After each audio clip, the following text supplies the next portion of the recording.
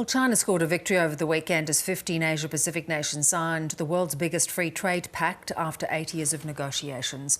The agreement excludes the United States and extends Beijing's economic sway in the region. Dr. Juita Mohamad is the head of the Economics, Trade and Regional Integration Program at the Institute of Strategic and International Studies, and she joins us out of Kuala Lumpur. Lovely to have you with us. Just how significant a deal is this? So the RCEP FTA was signed finally after 8 years and 28 rounds of negotiation last Sunday. So the RCEP trade agreement comprises of 15 different countries, and this includes 10 ASEAN countries and its plus one partners. And this is without India, obviously. So this RCEP will be the second mega regional FTA to involve the Asia-Pacific region after the CPTPP. Nonetheless, RCEP will only come into force after 9 different ASEAN countries, 9 countries, including 6 minimum of ASEAN countries and 3 non-ASEAN countries have ratified the agreement, which may take more than a year. So altogether, the 15 RCEP countries have an estimated GDP of US $25.8 trillion. And this accounts for 21% of the world GDP and making up about 30% of the world's population.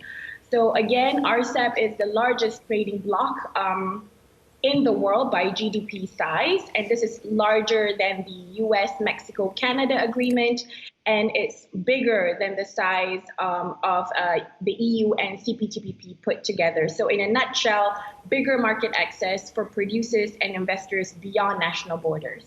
How much of an advantage, Juita, does this give China, given the US has been left out of this deal?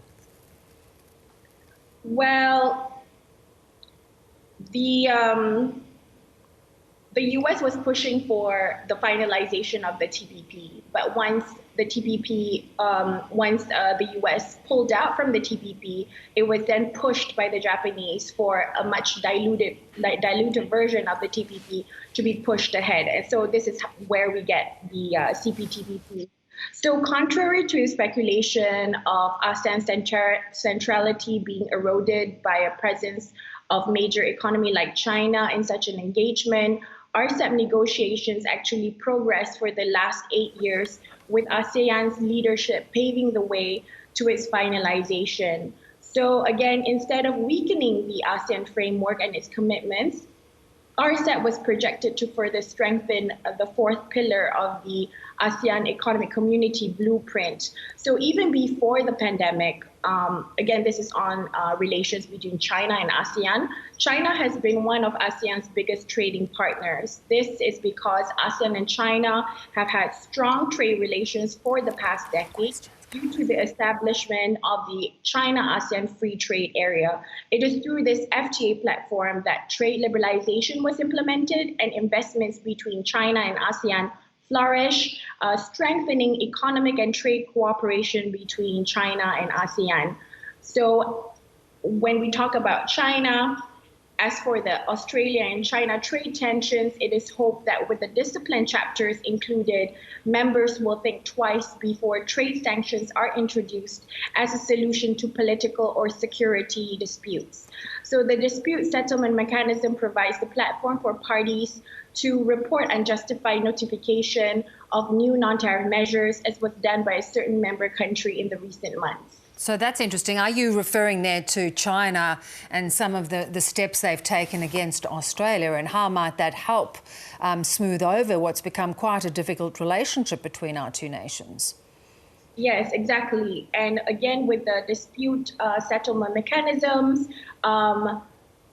it is hoped that such trade tensions would be cooled down in the short to medium and probably to long term, hopefully. And so just on that point, Juita, can Australia challenge some of those measures China has taken as a result of these sort of dispute mechanisms?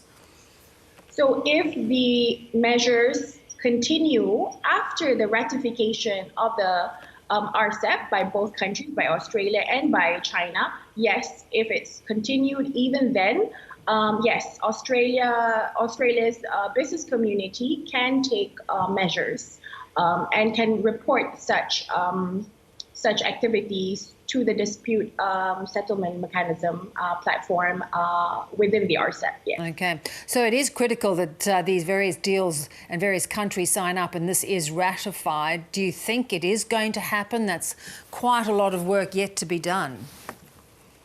Yes, so I feel that the hardest thing to do is signing the negotiation, especially signing the agreement, especially when 15 different countries have finalized their negotiation. So I think the biggest hurdle is already behind these countries. And of course, ratification might take more than 1 year. But again, for a big mega trade deal, I think this is inevitable. Bills and laws need to be passed to adjust existing laws to fit the commitments made under the RCEP agreement. Interesting. Why did India opt out of signing up? So India did not sign as they did not feel that they received a fair deal, even though they were at the negotiating table from the very beginning. So India's biggest concern is on China. India joining RCEP was opposed by all levels of society, including government agencies, researchers, businesses, and even consumers. So last year was made clear by RCEP countries that ASEAN and its 5 partners are ready to sign and work together with India to renegotiate. But the signing of RCEP without India showed that India is still not ready to make those commitments this year. But the door is always open for them to renegotiate. Yeah. Right, so they may be able to, and perhaps once they watch and see what happens with other countries, they may feel they really should be at the table. Really interesting stuff, so we'll watch with interest. Thanks very much for your time. Thank you.